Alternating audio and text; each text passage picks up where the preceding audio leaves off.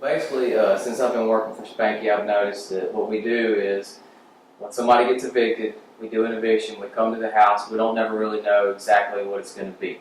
It could be a simple cleanup, or it could be a whole week's worth of work to do. Like in this situation, when we showed up here, the place was trashed, there was still furniture and all kinds of trash and belongings in here that we had to get out first and just move out of the way so we could actually see what kind of work needed to be done.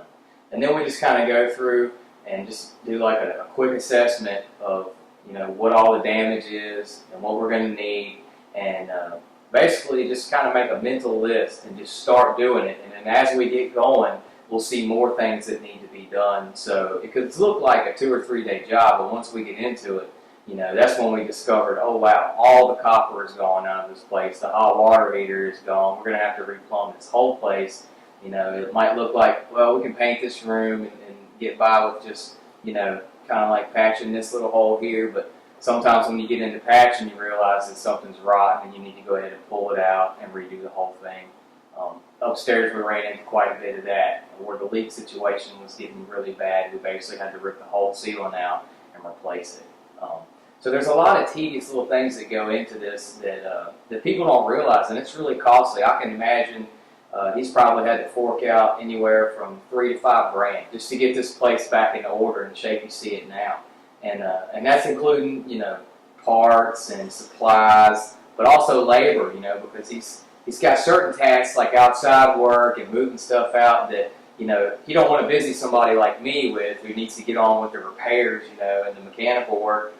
So he can just hire like some day laborers to come in and help move stuff out, or mow the yard, or pull these weeds, or patch this little piece of sidewalk outside. But when we got here, it was really, really bad. And so I've seen probably at least 3 or 4 different guys that he's just hired from day to day come in and help us while I try to stay busy repairing putting all these doorknobs on and patching all the drywall and doing all this plumbing work down here and replacing the ceiling. And it's a lot of caulking involved when you go to paint. There's just so much work to be done, and it takes time, and he has to pay me for that. He has to pay Zane for that. He has to pay these other guys. So it gets really costly, and by the time, he gets to where he's able to rent it out to somebody, I'm pretty sure he's, in the hole a little bit. So I can see where he gets frustrated, But I'd like to say a little something just about how I met Spanky, if that's okay. I was actually in a stint of trouble. I was in jail. I was going to court on something else, and he happened to be sitting in the courtroom dealing with a tenant. Well, when I went before the judge, I was coming up on getting out pretty soon, and I had basically lost everything.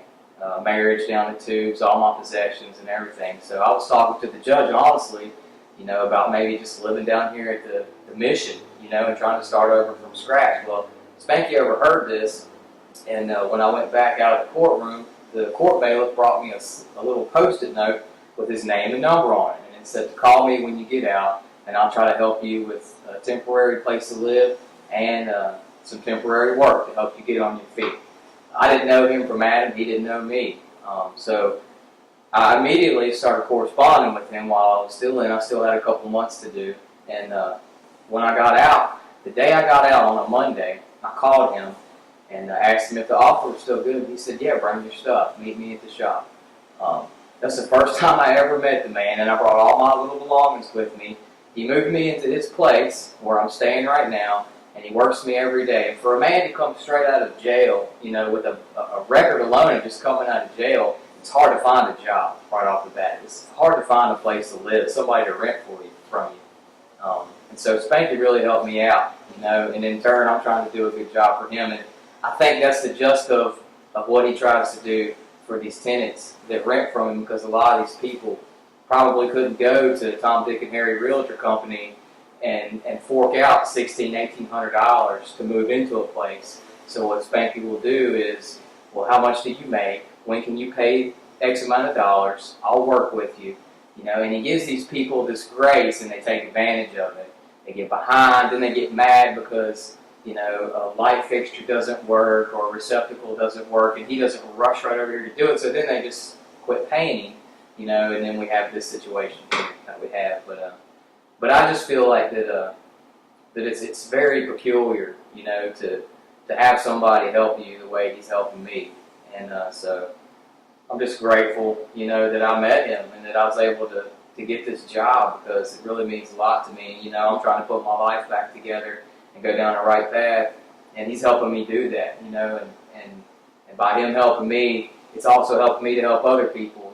These guys that come in here to help, some of them are coming from broken homes and troubled spots, and I'm not the greatest counselor in the world, but I'm trying to do the positive thing. So there's one fellow in particular that was working for him, who me and him the other day upstairs, I could just tell something was bugging him. So we just started talking, and I found out he was really going through a tough spot. His parents abandoned him and stuff, and we was able to come together and have a little prayer, you know what I mean, and get back in the spirit of doing things, the right way. So I think there's a lot of good potentially that can come out of all this bad, in dealing with this whole slumlord, thing that people like to put on Spanky.